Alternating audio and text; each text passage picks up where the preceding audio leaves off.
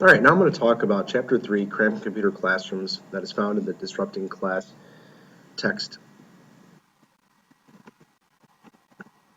The first thing that Christensen talks about is Bill Clinton's tenure in office in 1996, talked about a technology and education initiative where it was focusing on using modern computers and learning devices for students. Classrooms are connected to each other, software is available to everybody, it's part of the curriculum, and having teachers ready to use and teach with technology, which is all well and good, except Christensen says all of this money, and billions in fact, that education put into putting computers in every classroom and having the students have all these computers really did little to inch the needle in performance, in terms of positive performance.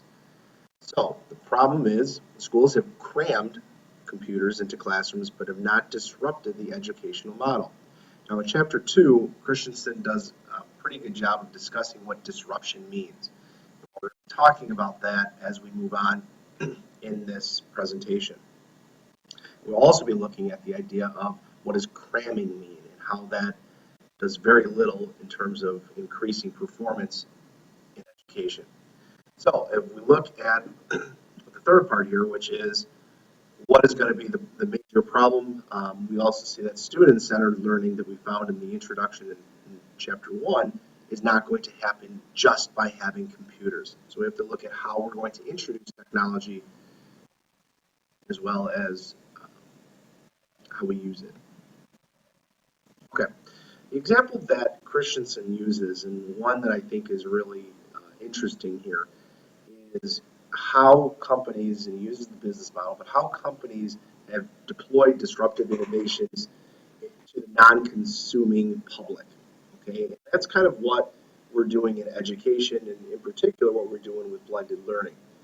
The example that he uses is when Apple introduced the Apple IIe to the consumer. It was a personal computer, but when Jobs went ahead and introduced this with Apple, it was not directly competing with the bigwigs of companies such as DEC, which is the Digital Equipment Corporation, which was creating all of these big computers in the 50s and the 60s, or these mini computers, which were still extremely expensive, and ones that can compute a lot, didn't really have a lot of application for the public. So what Apple tried to do then is to make a better, not necessarily make a better product, but to make something that the public or the non-consumable public would use. So the reason why we use the example, or I think that Christensen uses the example of Apple, is to show that Apple did not set out to go ahead and change the overall structure. Okay, DEC did, and they were consistently improving what they were doing, but nobody was, that niche was buying what they were selling anyway. So then when you offered Apple, now you're seeing a new niche, how they're able to use that. Okay, that is, Apple is in essence the disruptive force in this equation.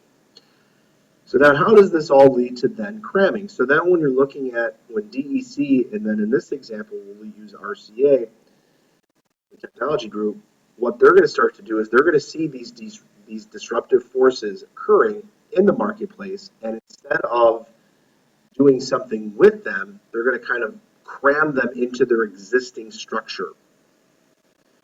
Okay, so cramming is, according to Christensen, is what happens when an innovation is misused, really, to do an existing task instead of the advent of the innovation spurring rethinking of the task. So you're just kind of infusing that, but you're not really doing anything with that, and that's cramming, and that's what we're seeing. Computers were crammed into the educational system without really thinking about how we can go ahead and rethink the use of the computer in education. The example that he uses in RCA utilized their business infrastructure, and they were selling these disruptive technologies with very little success to their existing customers. They didn't find that non-consumer who was looking for something different. They just kind of kept going with what they were doing. As a result of that, RCA was eventually out of business. So then what's the answer? According to Christensen, To succeed, disruptive technologies must be applied in applications where the alternative is nothing.